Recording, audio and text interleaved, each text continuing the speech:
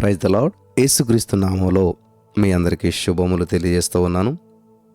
అపోస్తలుడైన పౌలు గారు తిమోతికి రాసిన మొదటి పత్రిక 1వ అధ్యాయం 15వ వచనంలో, పాపులను రక్షించుటకు క్రీస్తు యేసు లోకమునకు వచ్చినను వాక్యము నమ్మదగినదియు పూర్ణ అంగీకారమునకు యోగ్యమైనదినై ఉన్నది. స్తోత్రం దేవా. ఈరోజు ఈ యొక్క వాక్యపు వెలుగులో మమ్మల్ని నడిపించి ఇది వినిచి ఉండగా అనేక మంది జీవితాలు కట్టబడేట కృప చూపించమని యేసు నామములో ప్రార్థించినాము, పొందుకుని ఉన్నాం తండ్రి, ఆమేన్. పిల్లలు, ఇది ఏంటంటే పూర్ణ అంగీకారమునకు యోగ్యమైనది అన్నదంట. పూర్ణంగా అంగీకరించాలి. ఇది చాలా విలువైన మాట. ఈరోజు నీ మాటలు వింటున్న ప్రియమైనటువంటి సహోదరి స్నేహితులారా, పాపులను రక్షించడానికి యేసు ప్రభువు ఈ లోకానికి వచ్చాడు. ఒక అద్భుతమైన సంఘటన మీతో పంచుకోవాలని ఆశపడుతున్నాను. 50వ దశాబ్దంలో హాలీవుడ్లో స్టూవర్ట్ హెంబ్లిన్ అనేటువంటి ఒక గొప్ప రచయిత ఉన్నాడు. ఆయన గొప్ప రచయితగా పేరు పొందాడు. ఈ స్టూవర్ట్ హెంబ్లిన్ ఎంతో ధనం సంపాదించారు, చాలా ధనం సంపాదించాడు. అయితే బిల్లీ గ్రహాం గారు ఆ రోజుల్లో ఒక సువార్త కూటాలని ఏర్పాటు చేశారు.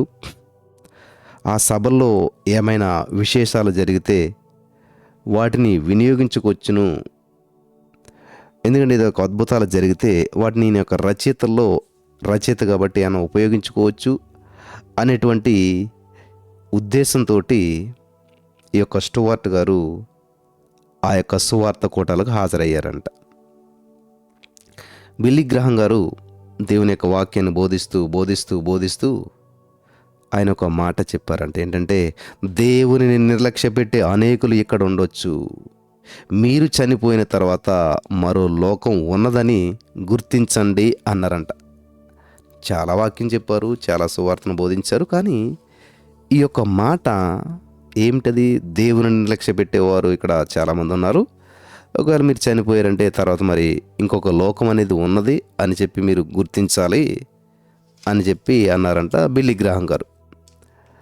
ఎప్పుడైతే ఈ మాటలు ఆయన యొక్క చెవిలోంచి హృదయానికి తాకాయో, ఈ మాటలు విన్న తర్వాత స్టూవర్ట్ గారు 2 రోజుల పాటు వాటి గురించి ఆలోచించడం మొదలుపెట్టాడంట. ఆ 2 రోజులు అతడు ఎంతో బ్రాందీ తాగాడంట. ఎంత బ్రాందీ తాగినా నిద్ర పడతలేదు. రాత్రి 2 గంటలకు బిల్లీ గ్రహాం గారి గదికి వచ్చాడంట. అపాయింట్మెంట్ తీసుకుని ఎలాగైతే బిల్లీ గ్రహాం గారి దగ్గరికి వచ్చాడు, బిల్లీ గ్రహాం గారు ఉన్న గదికి వచ్చాడు. వచ్చి, అయ్యా నాకు అశాంతిగా ఉంది, నా గురించి ప్రార్థన చేయండి అన్నాడంట. బిల్లీ గ్రహాం గారు అతనిని లోపలికి ఆహ్వానించి ఉదయం 5 గంటల వరకు రక్షణ గురించి బోధించారంట. 5:30 స్టూవర్ట్ కన్నీరు కారుస్తూ, నన్ను క్షమించమని చెప్పి దేవుని కోరండి సార్, దేవుని వేడుకోమండి అని చెప్పి ఆయన కూడా మోకరించి కన్నీరు కారుస్తూ, దేవా నన్ను క్షమించు అని చెప్పి దేవుని వేడుకున్నాడంట. హల్లెలూయా, దేవునికి స్తోత్రం. ఆ రోజు నుంచి స్టూవర్ట్ బ్రాందీ తాగలేదంట. మళ్ళీ ఎప్పుడు కూడా చెడు పనులన్నీ మానేశాడంట. అందువల్ల హాలీవుడ్లో అతని పరపతి తగ్గిపోయింది. ఒక బీరు కంపెనీ వారి యొక్క ప్రకటనను రేడియోలో చెప్పనని అన్నందుకు అతని యొక్క ఉద్యోగం పోయింది. చూడండి ప్రియులారా, దేవుడిని నమ్ముకుంటే అన్నీ కలిసి వస్తాయని చాలామంది అంటారు. ఈ యొక్క స్టూవర్ట్ గారు రచయిత ఎప్పుడైతే దేవుడిని నమ్ముకున్నాడో ఆయన బ్రాందీకి అడ్వర్టైజ్మెంట్ ఇచ్చేవాడు అనమాట, యాడ్ చేసేవాడు. ఎప్పుడైతే దాన్ని చేయనన్నాడో ఆయన యొక్క ఇమేజ్ అంతా తగ్గిపోతూ వచ్చింది, అవకాశాలన్నీ పోతూ వచ్చాయి. బీర్ కంపెనీలో ప్రకటనలో రేడియోలు చెప్పాలన్నమాట, చెప్పలేదు కాబట్టి ఉద్యోగం పోయింది. ఇంకెలాగైందంటే జీతం తగ్గిపోయింది, బ్రతకటమే కష్టమైపోయింది.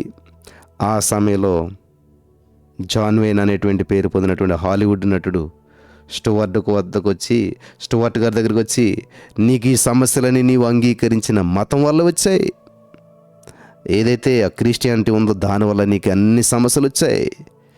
ఆ మార్గం అంత గొప్పదా? ఆ మార్గంలో ఏముంది అని చెప్పి అడిగాడంట. జాన్ వేవ్ దాదాపు 200 సినిమాల్లో నటించాడు హీరో. ఈ జాన్ వేవ్ అనేటువంటి ఆయన హీరో 200 సినిమాల్లో నటించాడు. వెంటనే క్షణం ఆలస్యం చేయకుండా స్టూవర్ట్ గారు నిస్సందేహంగా ఆ దేవుడు అంత గొప్పవాడు అన్నాడంట. జాన్ వేవ్, నీవు హాయిగా బ్రాందీ తాగేవాడు, లోకంలో ఉన్న సుఖాలను అనిపించేవాడు, ఇప్పుడు వాటన్నిటిని మానేశావు, ఇంత త్వరగా ఎలా మానగలిగావు అని అడిగాడంట. అందుకు స్టూవర్ట్, దేవునికి అన్నీ సాధ్యమే అన్నాడంట. స్టూవర్ట్ మరలా ఎన్నడూ కూడా పాప మార్గం వైపు మరలేదంట. కొంతకాలం తర్వాత జాన్ వేవ్ కూడా ప్రభుని అంగీకరించాడంట. హల్లెలూయా, దేవునికి స్తోత్రం కలుగును గాక.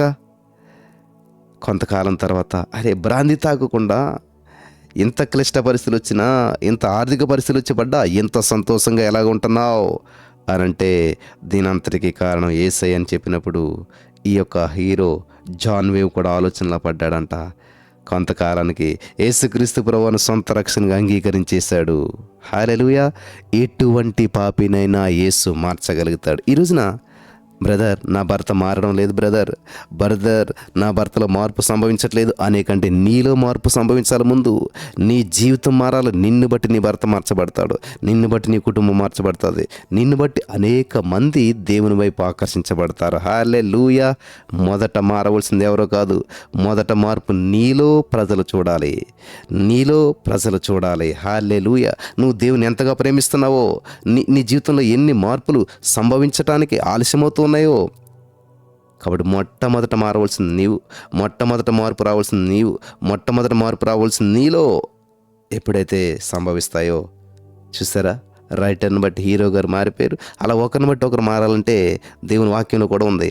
అసలు మీ యొక్క ప్రవర్తనను బట్టి వాక్యం అవసరం లేకుండానే మీ నడవడను బట్టి మీ ఇంట మీ యొక్క భర్తను రాబట్టవచ్చును అని దేవుని యొక్క వాక్యం సెలవిస్తుంది. కాబట్టి ఈరోజు నీ మాట్లాడిన ప్రియమైనటువంటి సహోదరి స్నేహితులారా, ఇంతవరకు ఎటువంటి జీవితాన్ని జీవించారో, ఇంతవరకు మరి ఎలా గడిపేశారో, అయ్యో వాళ్ళ మాటలేదు వీళ్ళ మాటలేదు అని కాకుండా నిన్ను నువ్వు మార్చుకోవటానికి, నిన్ను నువ్వు దేవునికి అనుకూలంగా జీవించటానికి నువ్వు సంసిద్ధం చేసుకున్నప్పుడు నిన్ను బట్టి అనేక మంది ప్రభావితం అవుతారు. నీ కుటుంబము, నీ బంధువుని, స్నేహితులందరూ యేసయ్యను ఆకర్షించగలుగుతారు నీ ప్రవర్తన ద్వారా. అటువంటి కృప పరిశుద్ధాత్మ దేవుడు మీకు సాయం చేసి నడిపించి బలపరచును గాక. ఆమేన్.